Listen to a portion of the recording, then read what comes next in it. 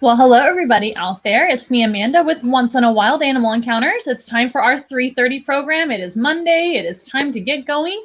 So here we are. We're live streaming for you guys as always on Mondays and Fridays is what we're doing right now at 3:30 p.m. Central Time. So let's get rolling. Today we actually have not 3 but 4 animal species to meet today. And as you can see, we have another water tank right next to me, just like we did last time. If you guys watched last Friday, we had an axolotl encounter, but guess what? We have another axolotl encounter, as well as 3 other animal species that we're going to be learning about today. As always, our live streams are free of charge, of course, but we do appreciate any donations that you are able to give us via Venmo, which is found at Once in a Wild, is how you find us via Venmo. The last 4 of our I almost said social, not going to give you that. Last 4 of our phone number are 5240. And again, that's at Once in a Wild on Venmo if you want to donate directly with the amount of your choice, of course. That is highly appreciated, especially during these hard times, as well as our Amazon wish list. And hello, Donna. Happy Monday to you as well. Thank you for tuning in. Please tune in and watch with us and ask all of your questions about the animal. Feel free to ask me anything that you would like and comment about anything you would like. We will just have a nice little Q&A today as usual and keep it a little casual today. Since we have 4 animal species to learn about, I'm going to kind of relax about it today and just kind of talk to you guys, and we'll talk together. That should be a lot of fun. Don't forget to tag your friends and family members that might enjoy this encounter, of course. Now, I was saying you can donate to our Instagram. You can donate to our Venmo as well as our Amazon wish list, which is found on our website, onceinawild.com. Onceinawild.com, very, very easy. If you go to onceinawild.com, you can scroll all the way down to the bottom. And down at the bottom, you will find our box that says donate. That is where it will lead you. If you click on the box that says donate, it'll head over to Amazon and we'll show you our wish list that we've specifically picked out items for the animals, which is really, really helpful as well, because those animals, all of our animals need food. All of our animals need all kinds of things to stay happy, healthy, and enriched, and all the things. So if you guys want to donate specific items that we picked out for the animals, that is very much appreciated. And once again, onceinawild.com, click donate, and it'll take you right there. So we are also offering Zoom Room Animal Encounters. As you may know, Zoom has been a really fun source or kind of method of us being able to bring the zoo to you in a virtual way, not just through live streams like this, but we can also bring the zoo to you all over the world via Zoom, which is customizable. You can pick the duration of time, of course. They are great for kids, great for adults. They're great for office parties and classrooms and birthday parties and animal therapy, anything that you can name that we can normally do in person, which we hope to be doing soon again as well. So if you want to contact us for a in-person animal encounter in the future, we can go ahead and arrange that and get you on the schedule, of course, potentially too. But for the Zooms, they're very, very fun, and they've been really, really neat and really easy, honestly, to arrange and to do for people. So if you guys want to contact us via my phone number down below, or you can go to onceinawild.com and we'll give you a call back to arrange that for you. Here's actually a little commercial that we've put together to tell you all about our Zooms, and that will explain everything. How about that? Let's do that. Stuck in the house with nothing to do? Did your students miss their fun field trip that was planned for them? Are you looking for a fun team building activity for your employees that are stuck in the house with the same old Zoom meetings from day in and day out? Was your child's birthday party canceled this year because you're stuck in quarantine? Well, have we got the solution for you? Our Zoom Room Animal Encounters are a great solution for you. In Zoom Room virtual animal encounters, we can bring the zoo to you, but from the safety of your own home. They are fully customizable, and you can invite all your friends to join in and meet all the animals. They are fun, unique, and very interactive. It's also a great learning opportunity. And most of all, it's very, very simple. Just contact us to book your appointment and schedule your Zoom room. Then select the animals you would like to attend in your Zoom Room Animal Encounter, and then send the link to all of your friends and family who are invited to the Zoom Room that we provide to your email. And best of all, we can bring the animals to anyone, anywhere, all over the world. So visit us at onceinawild.com or call us today. We can't wait to see you.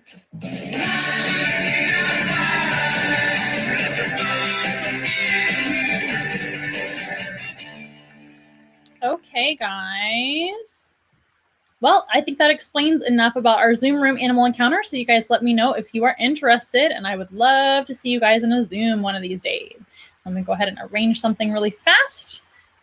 And we will get going with our first animal. How about that?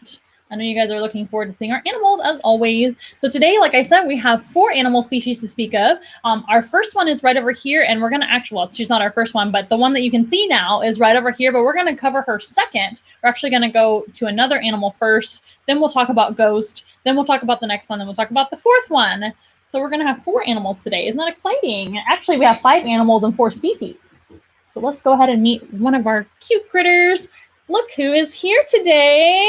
Oh my goodness. It's been a minute since we have seen Thor, right? So this is Thor, one of our ferrets. He, of course, is a white ferret, as you can see. And ferrets, whoa, got his foot in my shirt. Ferrets come in all different kinds of colors, thanks to humans breeding them for those different genetics and colors. So Thor is actually a silver ferret. And ferrets actually go through some seasonal changes in their coat. So right now he's going through his summer coat, or his spring/summer coat. They go through kind of like winter and fall. They have like a body weight change and a coat change at that time of year when it's colder. And then in the summer and spring, they have a shorter coat and they have less body weight. It makes sense, right? Because where they are from is Europe. So the domestic ferret, which is what Thor is, I'm getting ahead of myself. Let's talk about ferrets really fast, and then we'll talk about Thor.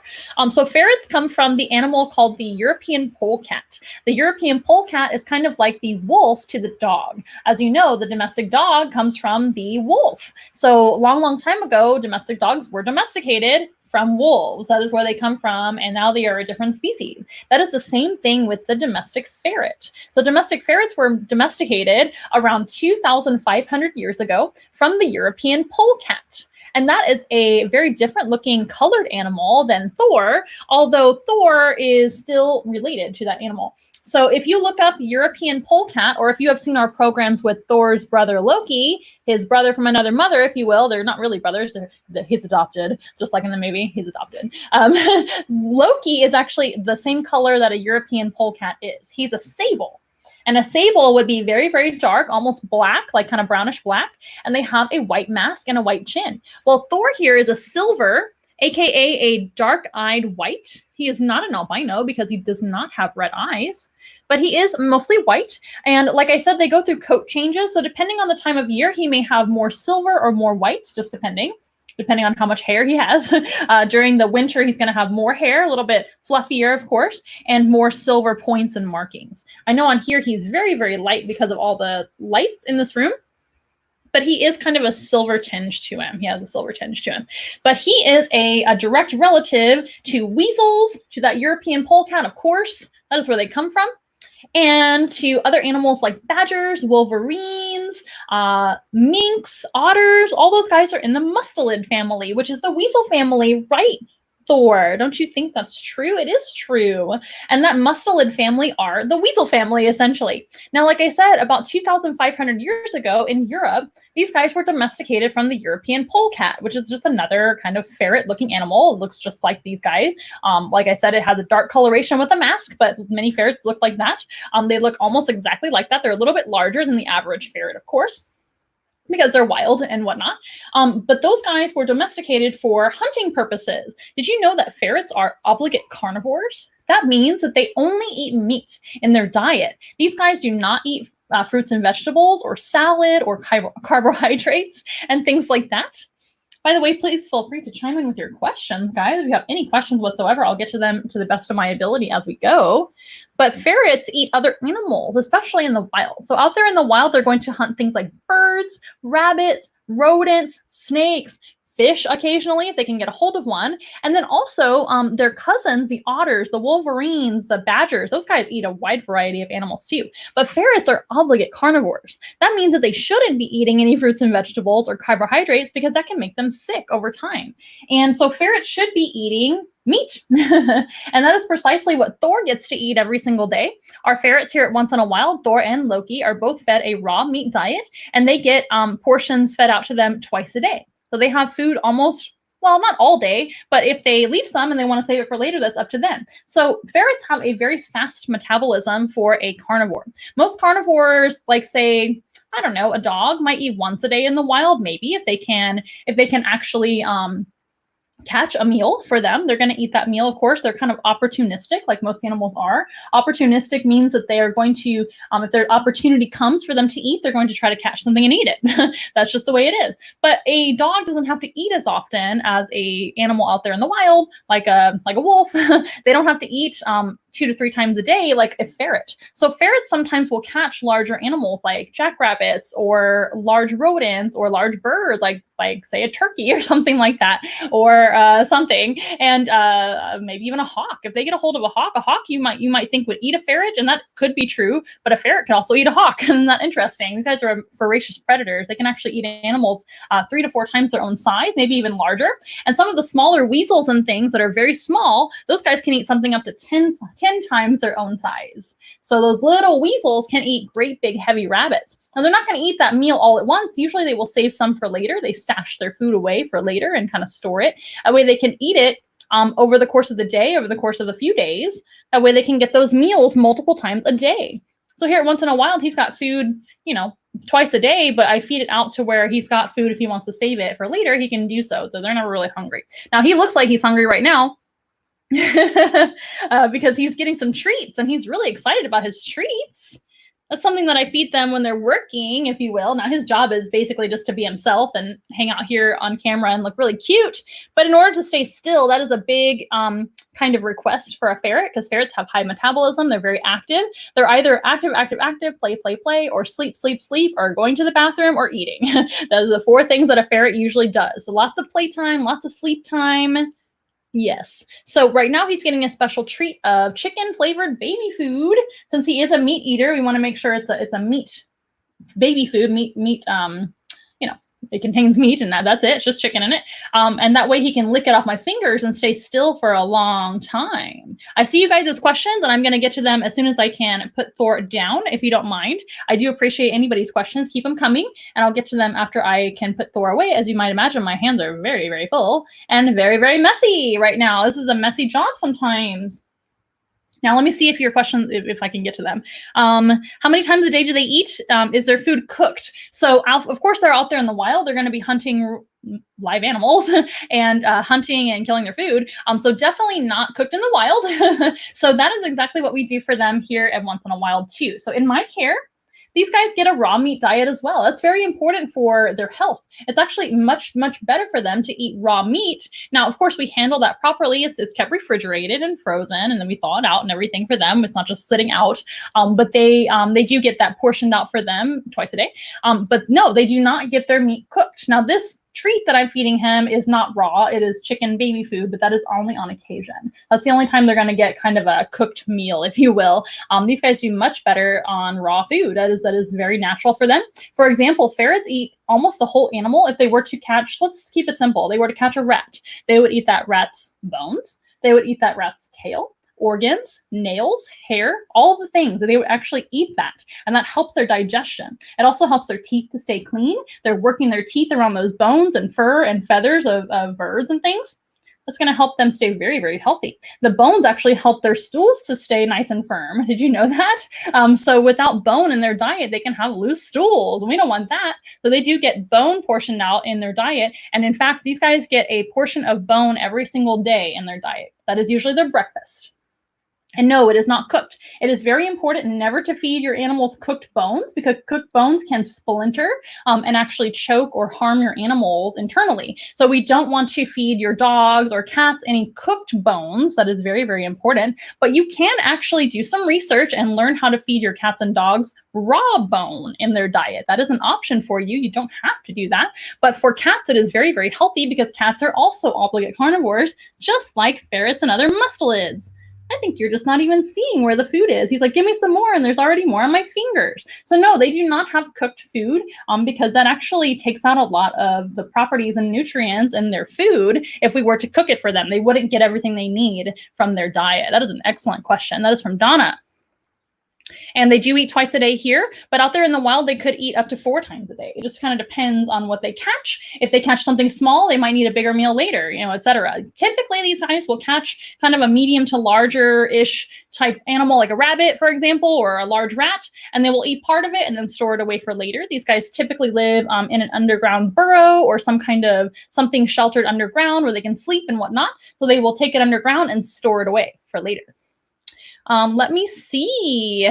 What kind of meat do they eat? So here with us, they're going to eat a variety of different animals. They do get rats. They do get mice. They also get chicken. They also get beef. I'm trying to think of anything else that I fed them. I believe I've done quail and some other food items. They can almost eat anything as long as it's the right type of meal for the day. So these guys can't just eat like random. It has to be a balanced raw diet. So I don't recommend just switching over if you have ferrets from kibble to raw diet, because there's a right way to do it. And there's a lot of research that you would have to do. It's not super hard, but it's definitely not just like something to do overnight.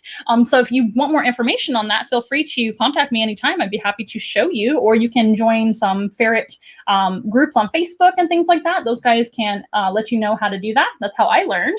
It's called Holistic Ferrets. That's how we can keep them nice and healthy and feed them the right diet. A lot of ferrets are raised on kibble.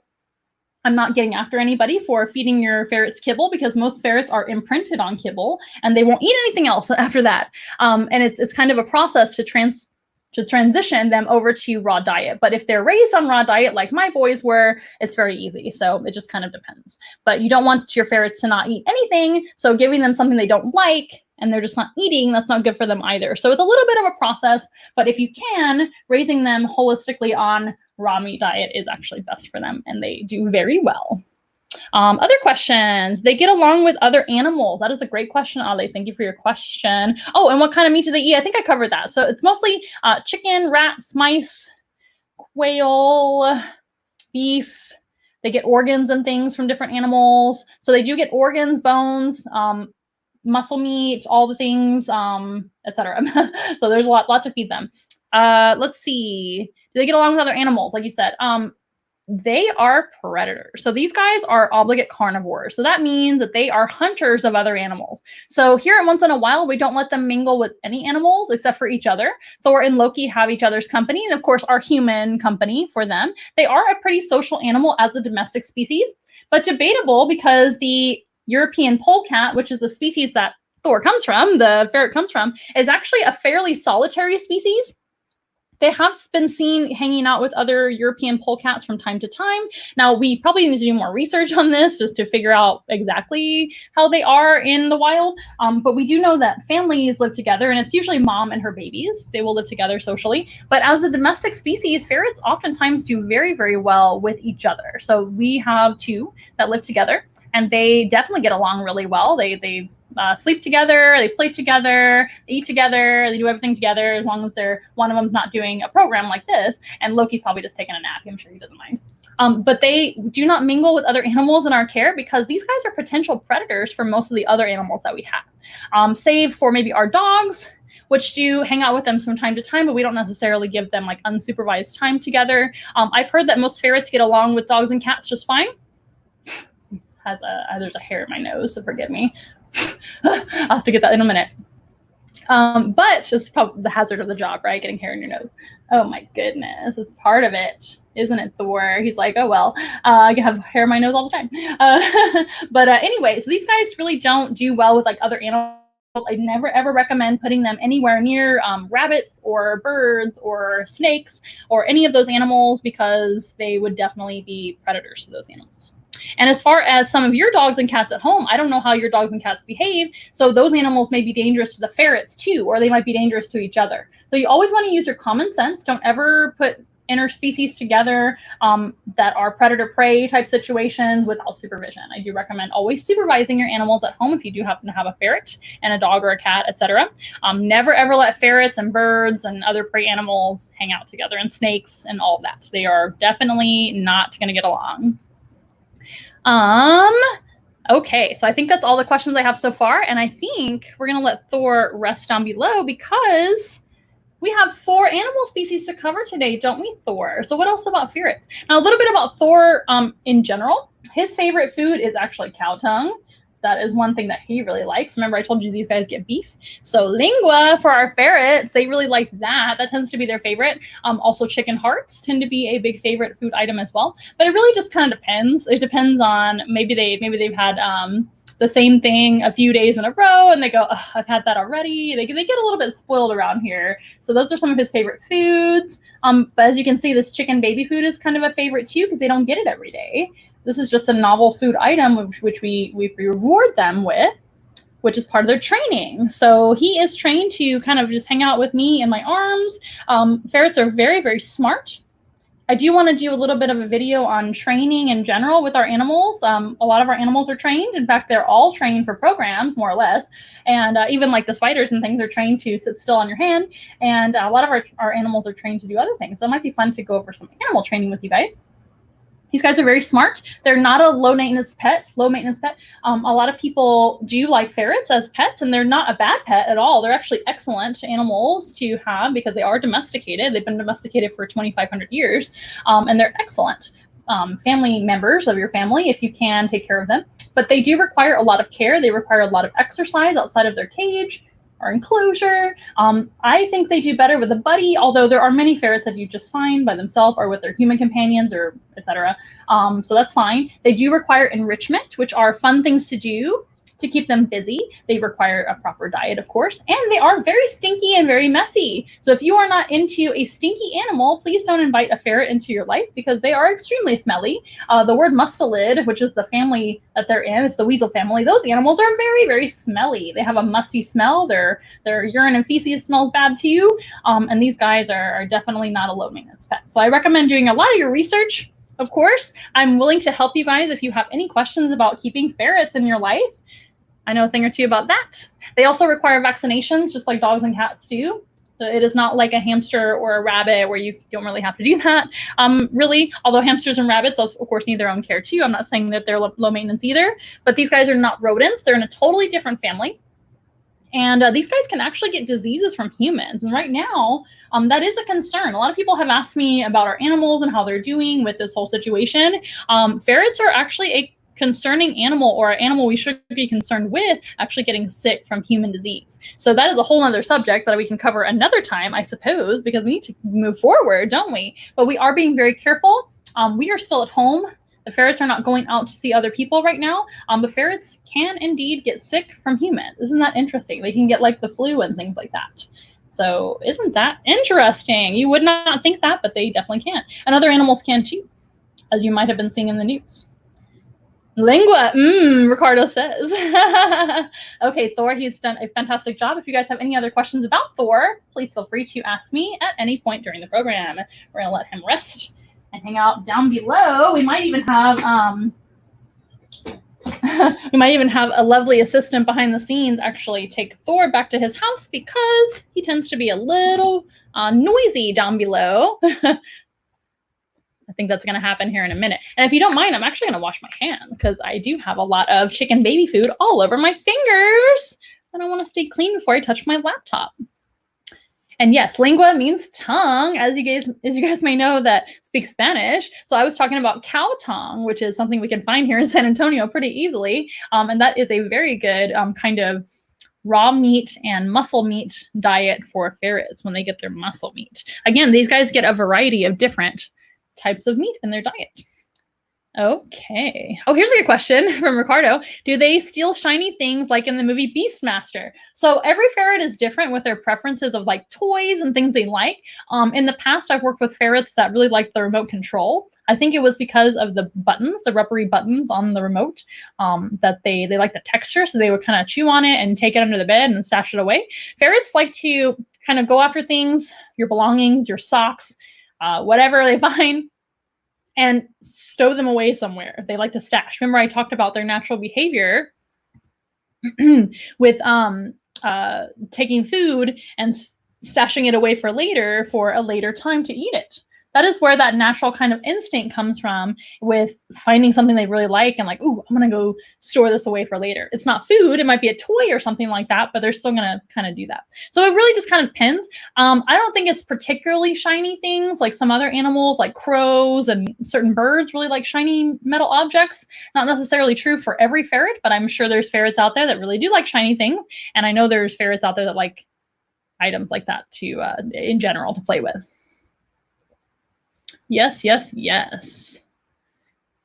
Okay. Yes, raw diet. That is right. Very important not to feed your cats or dogs or any animals cooked bones, for example, like cooked chicken bones and things. Very, very dangerous. That can splinter and harm your animal. Okay, answered all the questions. Wonderful. Okay, so let's move on to our animal that's been very patiently waiting right here. This is Ghost. And Ghost is an axolotl, which is a type of salamander. Now, you guys, of course, have heard about salamanders on our program before, but if you're new here, the axolotl is a very special animal. It's a critically endangered species from Mexico. They only come from one central location in Mexico City. It's called the Xochimilco Canal River System. And these guys are only about, I don't even know how many are left in the wild, but they're critically endangered. And in 20 years' time, they've actually gone from about 6,000 per square kilometer to 35 per square kilometer. So they are in rapid decline, unfortunately. Hello, lovely assistant behind the scenes. You gonna help me out? Go for it. Don't worry, you're fine. Very, very nice. Thank you so very much. So these guys aren't doing very well in the wild, unfortunately. Fortunately, though, they do very well in human care. So people like myself that use them for education, etc. I don't breed axolotls, but they do breed very well and keep very well in zoos and aquariums. So that is one thing. Oh, thank you for saying that Thor is cool. That's very nice. Thank you, Nick. And nice to see you again, of course. That is one thing that you can help the axolotl by is by supporting your local zoo or aquarium that might have amphibians like this beautiful salamander here. So this animal, like I said, is critically endangered, but they do pretty well in the care of humans. And as you can see, she is also light colored. I'm sensing a theme going on here. We had a light colored ferret, whereas normally they're dark.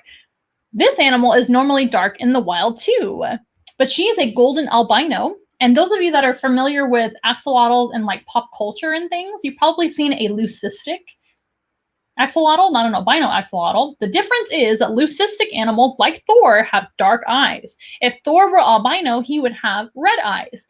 This little girl here, she has golden red eyes. So she is actually an albino and she is a golden albino. There are other axolotls that are just normal albinos. They don't have as much yellow on their tinge as she does. Axolotls also do change color based on their temperature and mood a little bit and how much they've been moving around as well. Like most reptiles do too, right? She's not a reptile, she's an amphibian, and some amphibians do the same thing. Those gills might change based on how much oxygenation they're doing and taking in, how much oxygen they're using. Yeah, the gills can change redder or lighter depending on that. So if she's been using her gills more, they're going to be more red. That's why that happens. So anyway, these guys are dark colored in the wild to be able to camouflage in the background. Just like Thor, the ferret, he's light colored only in the care of humans. Unless there would be like a spontaneous albino born in the wild, you would never see a white ferret. And I forgot to mention that the white ferrets back in the old days, when they were first domesticated over 2,000 years ago, the white ferrets would usually be given over to royalty or important people, quote unquote important people, rich people, whatever, politicians, etc., for pets instead of for hunting purposes. Ferrets were domesticated for hunting purposes because of their amazing hunting abilities to hunt rats and rabbits and all kinds of things that humans are interested in hunting and getting rid of in their lives, like rats. So that's why they were domesticated in the first place. But then the white ones were actually given over to quote unquote important people for pets. And that's how they started realizing, oh, well, these guys are actually pretty neat pets as well. So that's how ferrets became household pets, not just hunters in human lives. Pretty cool. So so Thor would be like a royal ferret back in the old days. So he's pretty special. But this little girl here was bred in the care of humans as well. She's a golden albino. That is just because humans have figured out how to basically select genetics, selective breeding, essentially, to be able to get different fun colors. It's just for us. This animal will never be released into the wild, so she's not going to be exposed in that way. An animal that is dark colored or has a camouflage pattern, of course, is going to be able to hide and do much better out there in nature rather than a white animal like Thor or the axolotl, right? She's not white, but she's close to it. So she would stand out pretty well, even as a baby. So these guys are amphibians. They start as an egg underwater.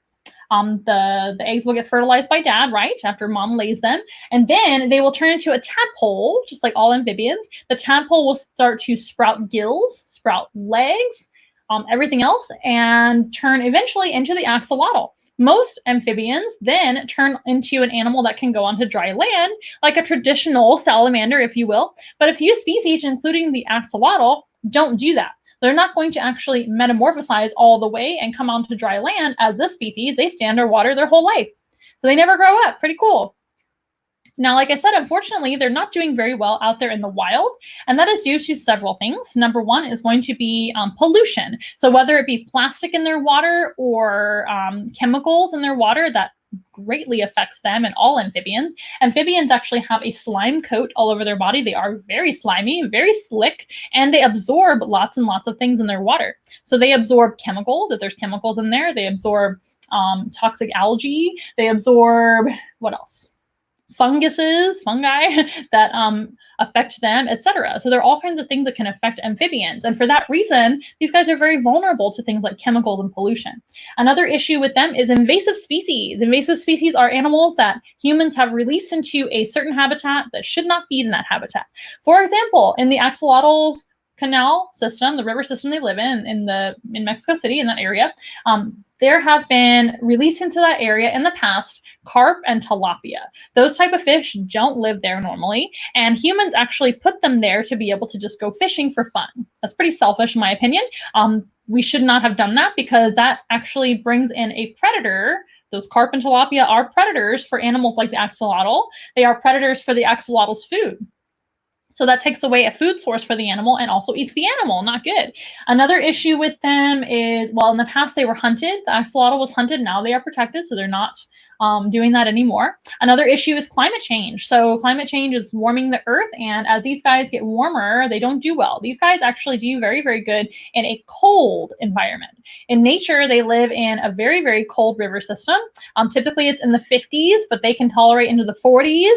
So anywhere from the 40s to the low 70s is where they can kind of tolerate. If it gets hotter or stays warmer than it should, these guys don't do very well at all. They can experience all kinds of issues that way. There's many things against them, unfortunately, but fortunately, they are being bred in the care of humans.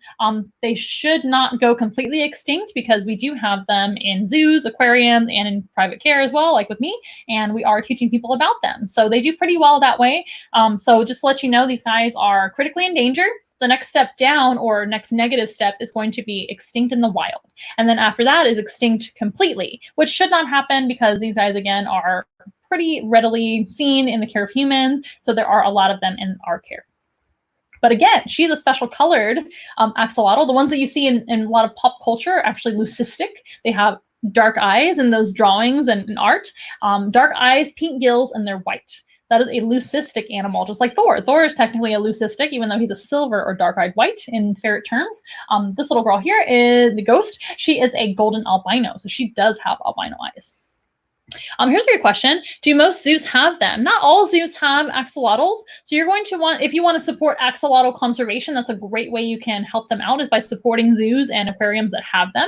You can even call to ask if they have those type of animals. But amphibians in general need a lot of help in nature. So zoos and aquariums that have amphibians, meaning frogs, newts, salamanders, toads, all those guys are in dire need of help all over the world, not just the axolotl. Axolotl is just a really good example of a critically endangered species that is found in the wild, of course. There's a lot of zoos that have them and some that don't. So it just kind of depends on what the zoo is focusing on at the time. If a zoo doesn't have them, that doesn't make them bad. They're just focusing on another species that needs our help too. There's many endangered species that need help, and supporting zoos in general and supporting aquariums that take care of endangered species and that support conservation efforts to the wild is a really great way to help them out. Another great way to help them out is, of course, by reducing your use of plastic, reducing your use of harsh chemicals, or if you use harsh chemicals now and then, you can dispose of them in a proper way, a responsible way that doesn't wash them into the river system where these animals live. If you wash them down the storm drain, they're going to end up in a river and eventually even in the ocean too, sometimes, depending on where you live. So that is a great way to help them out as well. Good question. Which zoos have I visited with axolotls? There have been so many. A lot of aquariums have them. So, oops, sorry about that. Here we go. We're going to fix that situation right now, hopefully. So a lot of zoos and aquariums have them. I don't really have like a list in my head. I have been to,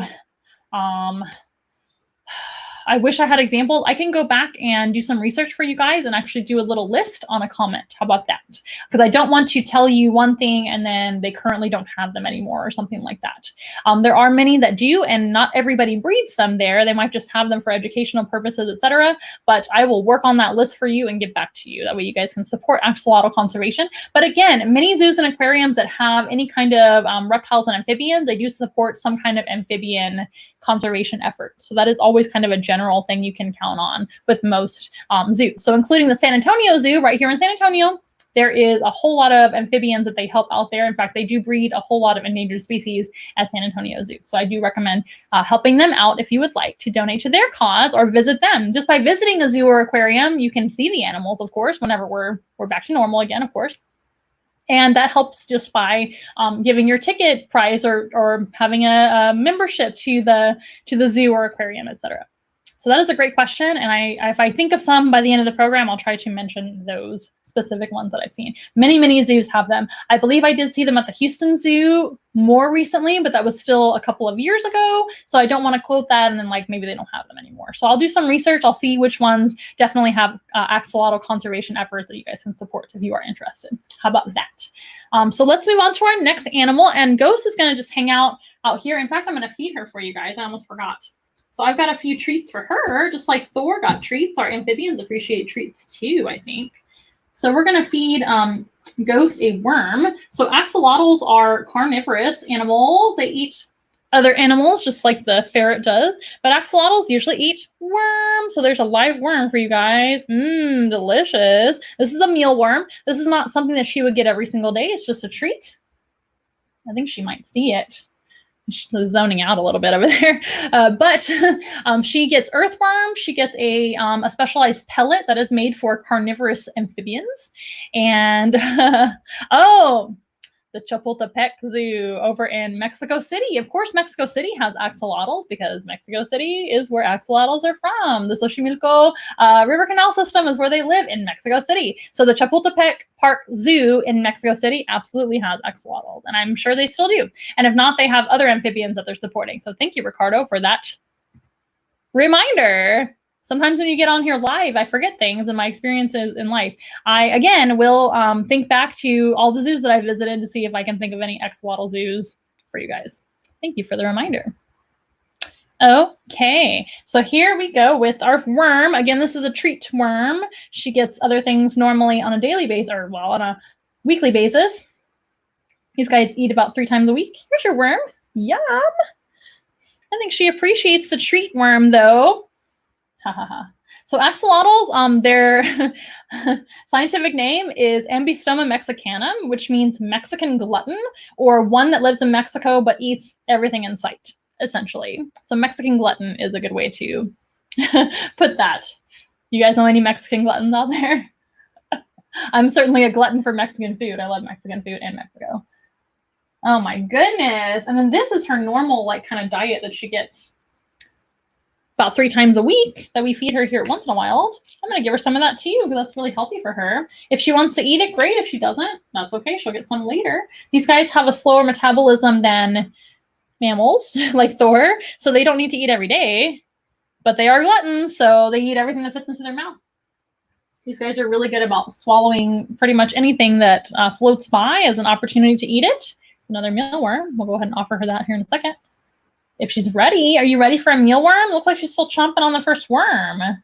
So these guys are solitary animals. They don't live together, and in fact, they would eat each other. These guys are gluttons, like I said. They take an opportunity to eat another smaller fish, another smaller axolotl, or other amphibians are on the menu for them too. But most of the time, they're going to be eating insects and worms and other smaller animals like that.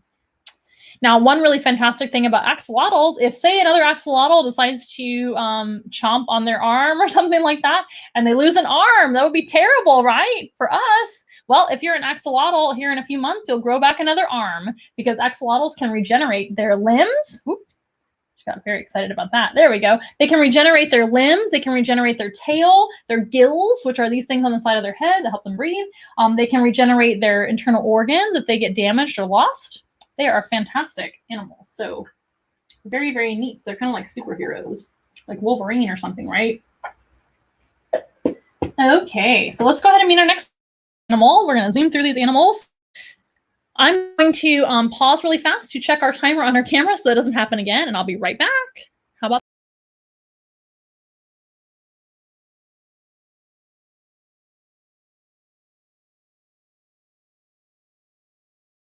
that? Okay, don't worry, it's not over yet. I just wanted to restart our timer. Donna has a fantastic question. Are they involved in medical research? Yes. So axolotls are studied and have been studied for a long time because of their abilities to regenerate their limbs and organs and other body parts.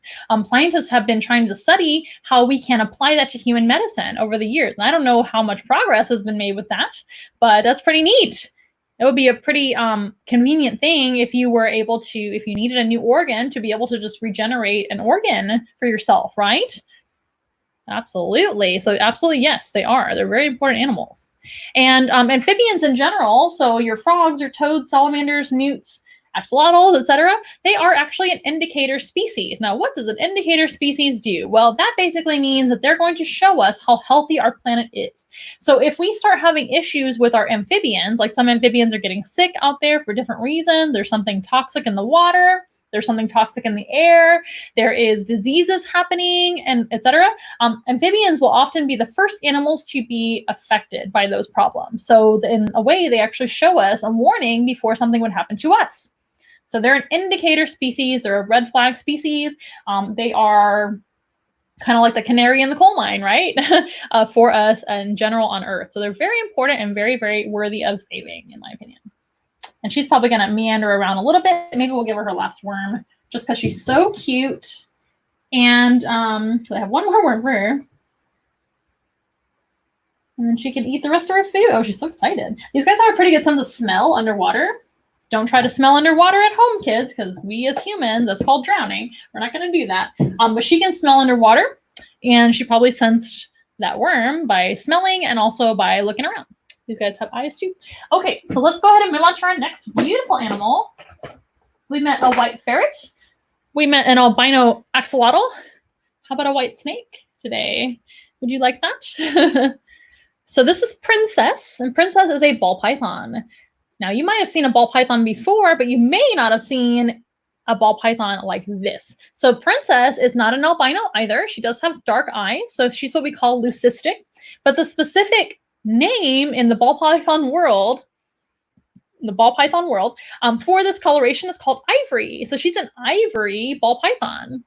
Now, again, this is an animal that has been bred in the care of humans, to be able to be different colors and things. And these guys are coming in all different kinds of patterns, colors, lack of pattern and color like her. She does have a little bit of a stripe down her dorsal spine there. It's hard to see with all these beautiful lights, all these bright lights, but she's just gorgeous. She's almost completely white. She does have some head markings as well.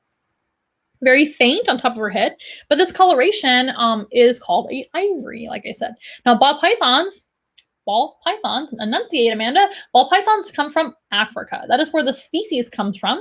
But of course, this female here, this girl here, Princess, she did not come from Africa. She was bred in the care of humans, and we can tell by her coloration. This type of lack of pattern and lack of coloration and white coloration would never survive in a wild situation, just like the axolotl we talked about before. This animal right here would be seen in no time by predators and even by prey too that she's trying to stalk and eat, because axolotl will also go after prey.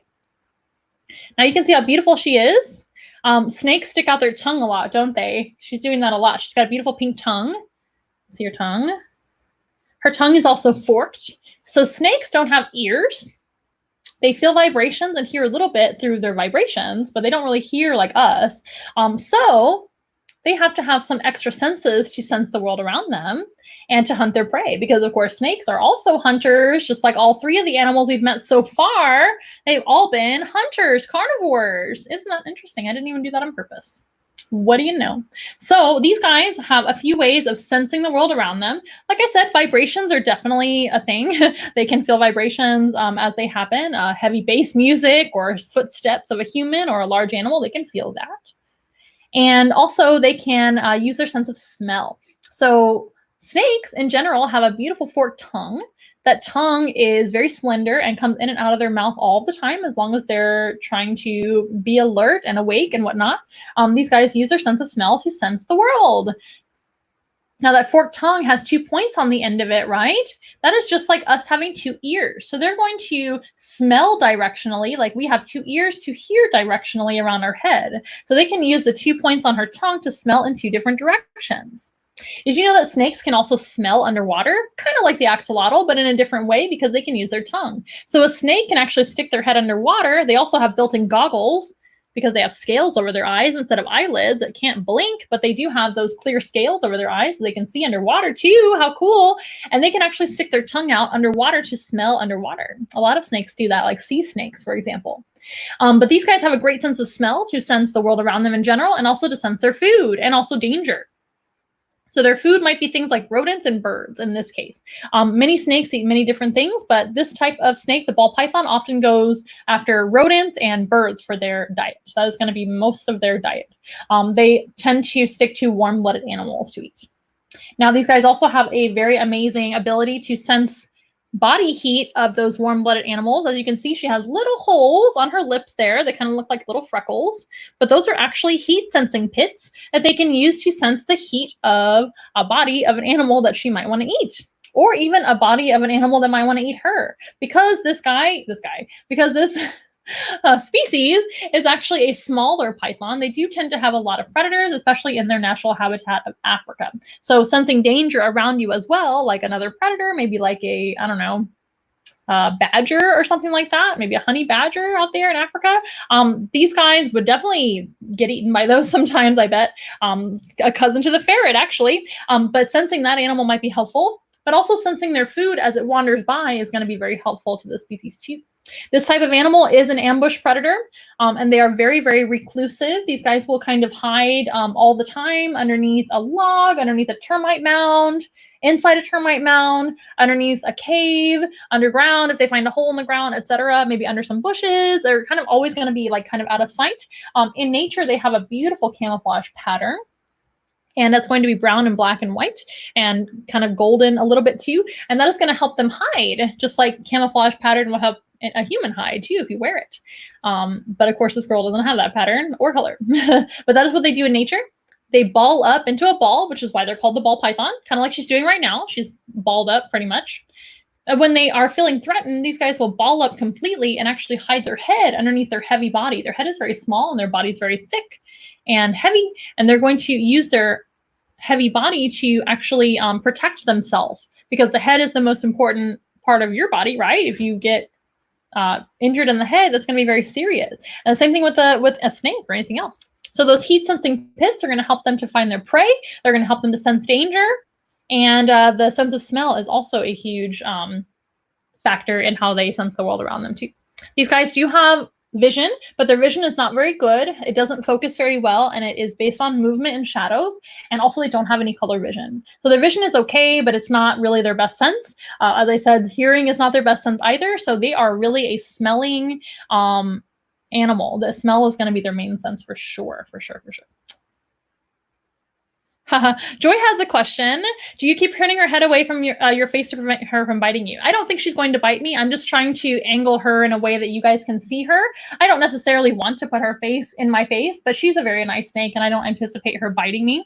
So if it looks like that, I'm sorry. I'm just trying to angle her towards the camera so she doesn't keep hiding from you guys, because I want you to see how beautiful she is. I hope that answers your question. I'm not afraid of her. These guys are very docile. Now, that being said, she does have a mouth full of teeth, and if she wanted to bite me, she would. But these ball pythons end up being very, very docile animals because they're more shy than aggressive. And she's very, very used to me holding her and things like that. But I'm just trying to kind of show her off a little bit. I'm seeing what you guys see on the computer here, and I want to make sure you can see what I'm talking about. So that's why I'm doing that. I'm just kind of like doing like that. And you said very informative. Love all the facts you give on each one. You're welcome. And thank you. Thank you so much for saying that. I really appreciate you guys watching, and all of you guys for watching. Some reason I can't talk today. I'm talking too fast. But ball pythons are wonderful animals. And like I said, they come in many colors and patterns, and they all have different names. I don't know them all because I'm not a ball python breeder. But if you look up ball python morphs on the internet, that is a really neat little kind of rabbit hole you can go down on the internet to look up. Hi. But see how she keeps trying to like go like that? You guys can't see her. I think she's curious about my face today for some reason. But she's never bitten anybody. Very sweet snake. But yeah, they come in all different kinds of patterns or lack of patterns. It's a pretty neat thing to look up. Once we're free in the world again and everything's safe and sound and we can go back out, etc., should be soon, right? I recommend going to a reptile convention or a reptile show. There are all kinds of ball pythons that you guys can see and touch and meet if you guys are interested in those guys. And you can learn all about their morphs and things at a reptile convention. I can't wait for another reptile convention myself because I tend to go all the time when we're free.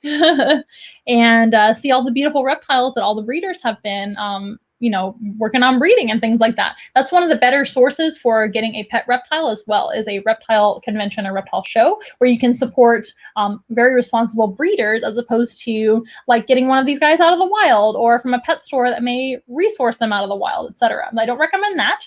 You're going to have a much healthier animal if you get an animal that is what we call captive bred or is bred in the care of humans. They're going to be much healthier. They're going to be around people from the beginning, therefore a much better animal companion. And that goes for most animals in the care of humans, right? We don't want to be taking animals out of the wild. That's not a very responsible thing to do. Now, fortunately, this is not an endangered species, and neither is the ferret. The ferret and the European polecat, to my knowledge, are not an endangered species. There's another ferret here in the United States called the black-footed ferret, which is an endangered species, but that's a totally different species. And the axolotl, of course, is endangered. I think she's going after her regular food now, right on cue. And the ball python's doing just fine out there in the wild. So these guys are doing really well because a lot of them are bred in the care of humans, so there's no reason to take them out of the wild any longer. So pretty cool. That's another whole subject that we could cover another time, I suppose. If you guys are interested. What questions do you guys have about any of our animals so far? Thank you for tuning in. Thank you, Nick. Thank you, Joy. Thank you, Donna. Thank you, everyone. Ricardo. Wonderful. Yes, indeed. And snakes are very misunderstood. As you may know, it is spring and summer now. Spring/summer. Is it summer yet? I don't even know what season it is anymore. What day is it? What planet am I on? I don't know anymore. What? Your guess is as good as mine. But it's getting warmer out there, and you might see snakes coming out. And I want to encourage you guys to not harm snakes and to tell all of your neighbors and all of your friends and family that are curious about snakes or that wonder what they should do to leave them alone. That is one thing you should always do, no matter what species of snake that you see or that comes onto your property, etc. If you have a snake problem and you want the snake taken away, call a professional to handle it yourself. It is very dangerous to handle that animal yourself. And is also, of course, going to harm the snake potentially if you don't know what you're doing or, your intent is to harm the snake. We recommend not picking up or handling any wildlife of any kind unless you're a professional. And then, of course, I'm not talking to you guys. I'm talking to non-professionals out there. There are many other professional people that can help you, including myself. I'm a phone call away. I'm a text away to help you identify species in your own backyard and to identify animals that you may not know if they're dangerous or not. And if they are dangerous, leave them alone. If they aren't dangerous, if you can, leave them alone as well. We want to make sure that snakes do their job in nature. Snakes are very, very important regardless of the species or whether they're harmful to humans or not. Snakes help to keep the populations of rodents down in their environment. Snakes don't just eat rodents. They eat birds, eggs, fish, other snakes, what else? Lizards, frogs, all kinds of things depending on the species. This species primarily eats rodents and I almost said bugs. Rodents and birds is what these guys eat primarily in the wild. And almost every species of snake eats rodents. Now, why is that important? Well, if you have too many rodents, too many mice, and too many rats, we get diseases and we get parasites from those animals. Those animals can make us very, very sick. And they can even eat our food and things like that. So it's very, very important to have animals like snakes, owls, ferrets in their natural environment, all kinds of animals to keep those rodent populations down. Owls are a great way to get rid of rodents in your life. One great way to help out snakes and owls and other birds of prey, etc., is to not use pesticides like rodents poison. The rat poison is very, very dangerous, not only to your pets, to the rat itself, and it's a very cruel way, in my opinion, to do away with rodents. We don't want to be using rat poison because if the rat gets poisoned, number one, it's a slower rat, so it's easy to hunt by the predator. Then the predator gets poisoned too, and we definitely don't want that. So please don't use rodent poison.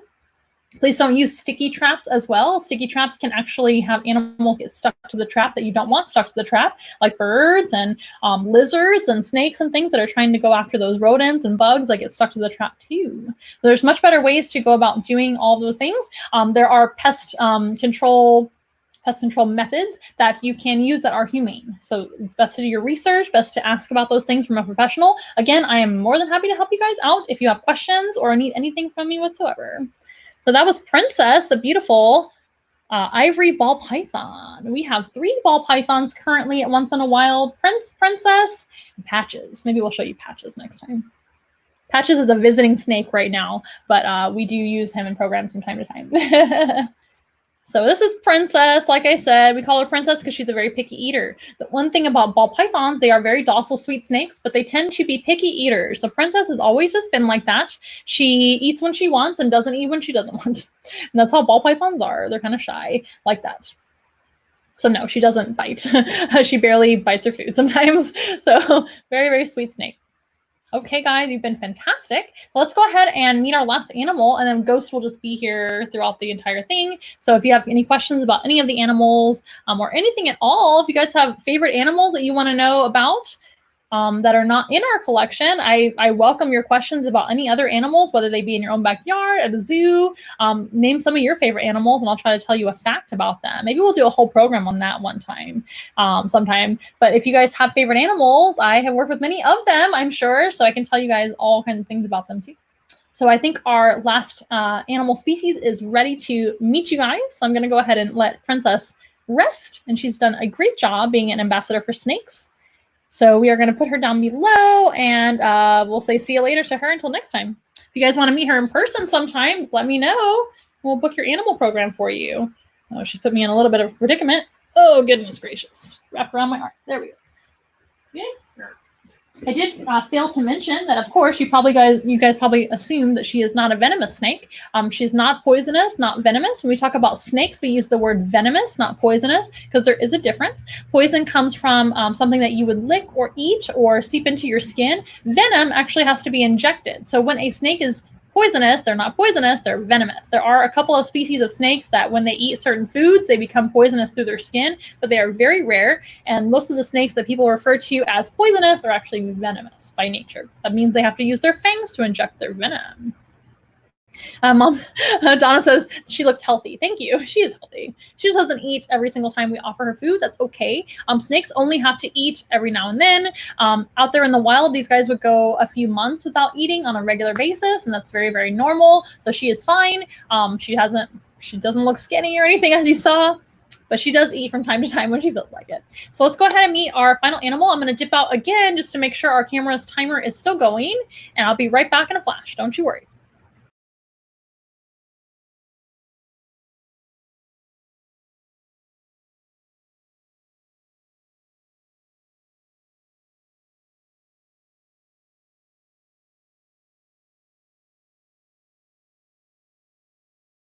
Okay, guys, thank you for your patience. We're going to meet our final animal species, and we have 2 individuals of this species ready to meet you guys. We met our white ferret. We met our golden albino axolotl. We met our ivory princess, the ball python. And now we're going to meet some beautiful doves. How would you guys like to see some doves? I've got their food right here. I wonder if they're excited for their food. They've been over here next to me this whole time. I've got 2 doves for you guys to meet. Their names are Sharon and Kelly. Kelly is the son and Sharon is his mom.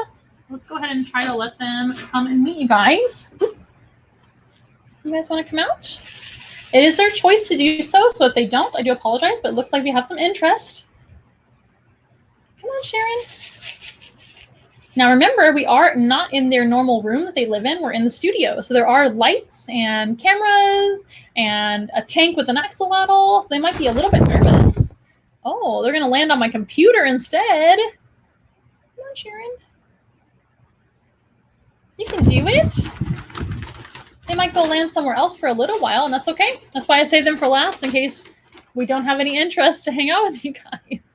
That's what animal training is. We use positive reinforcement with our birds especially, but with all of our animals, of course.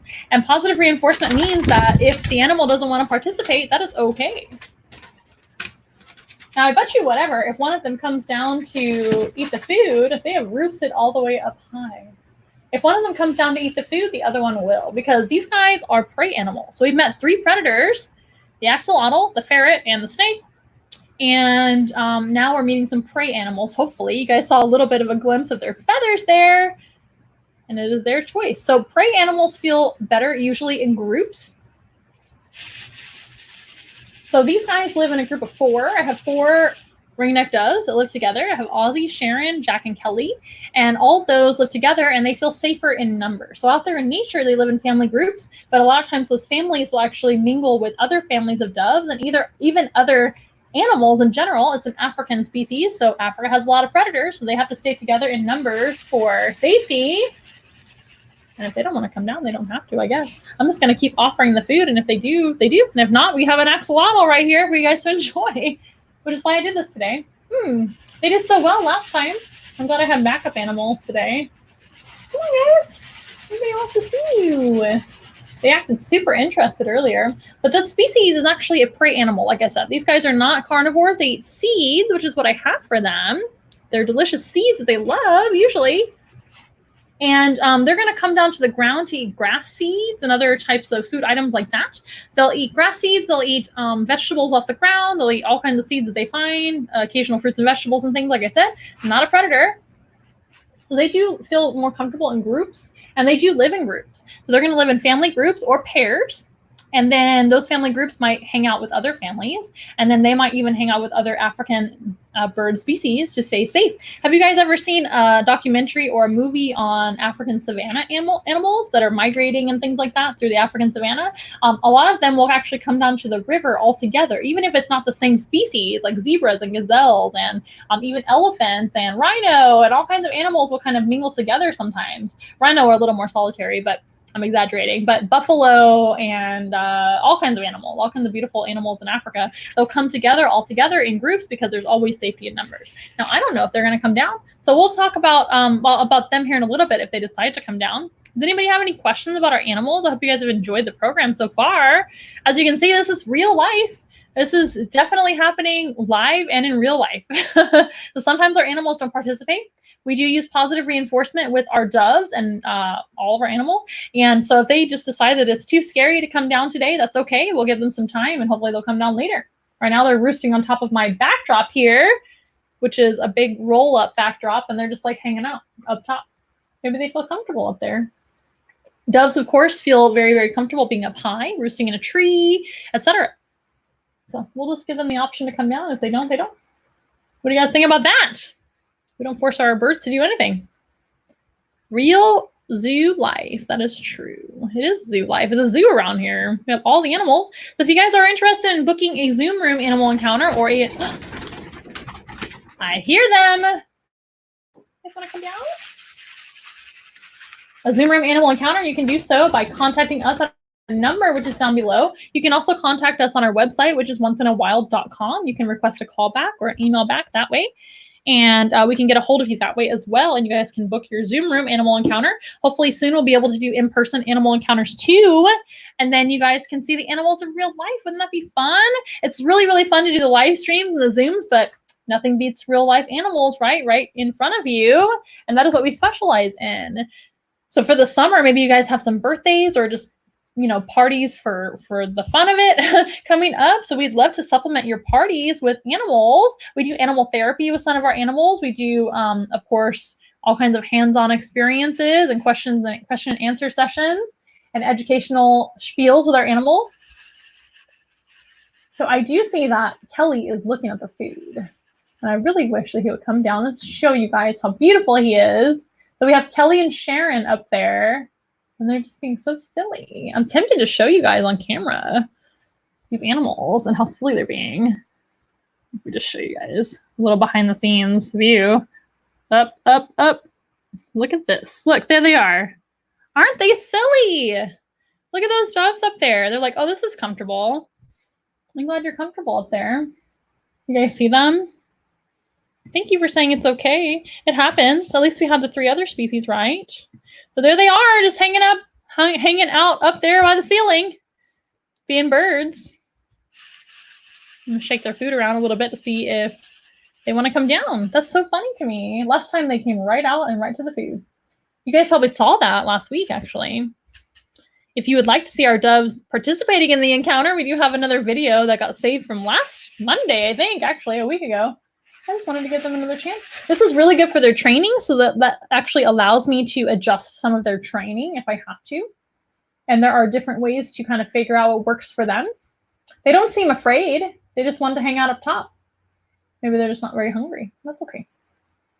Well, you guys have been a fantastic audience as always. If they come down, I will talk about them. That was kind of cool, huh? Little behind the scenes view. Behind the magic. But Ghost was fantastic. Thor was fantastic. Princess was, of course, wonderful as always. So I think we had a successful encounter regardless. And I'll just let the doves come down when they want to. You guys have been wonderful as always. We hope to see you next time on Friday. So we're doing our live streams every Monday and Friday at 3:30 p.m. Central Time. Again, call me or email me or text me or get a hold of us on oncenonawild.com to be able to book your Zoom room animal encounter. Come on. And if you guys need anything else at all, just get a hold of me somehow. You can also tip us via Venmo. At Once in a Wild is our name on Venmo, of course. And our last 4 of our phone number are 5240 if you want to donate to our cause or tip us in any way. That is very much appreciated. And you can also donate to our cause via our Amazon wish list, which is on our website, oncenonawild.com. Scroll all the way down to the bottom and click the box that says donate, and that will take you to our Amazon wish list, which is where you can pick out items for the animals like the doves, the axolotl, the snake, and the ferret. They all have items for them, and that is greatly appreciated as well. Well, I guess our doves are comfortable up top, so if they come back down, I might do. Oh, they keep making me think they're going to come down. I don't want to end yet. Come on. Do it. I believe in you. That's so funny to me. I guess they are more interested in looking around up there. What are you going to do? Birds do what they want. So anyway, so it's been fun regardless, and you guys got to see them a little bit. Our cute little doves. And we'll see you guys next time. If they do come down, I might do a little bonus video maybe on Instagram or something, and you guys can see them. Well, we're going to go ahead and close. Let's go ahead and get that ready for you guys. We have our jingle that we always play. Let's do that. And 1, 2, 3.